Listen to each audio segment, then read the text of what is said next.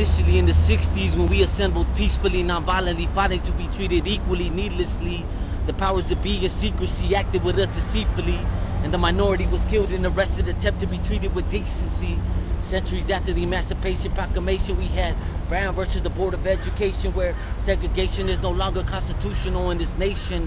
Half a century later, why minorities struggling with education, yet driving when it comes to incarceration? Can somebody tell me what happened in between the Civil Rights Act of 1964 and the year 2014?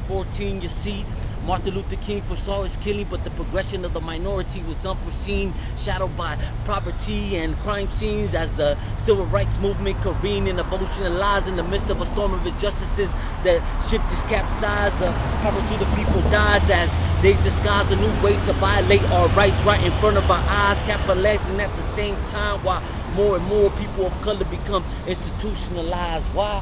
Because in the ghetto there is no equal protection clause, hauling us into jail without pause, racially profiling and detaining people without probable cause. There is no due process, just a bunch of minorities being booked and processed, set up to end up behind penitentiary walls, victims to ineffective counsel to the system we befall. So as the incarceration rate rises and the gravity falls, know that there is no coincidence that since we were granted full rights as citizens, that blacks and Hispanics make up the biggest difference of people locked up in jails and prisons.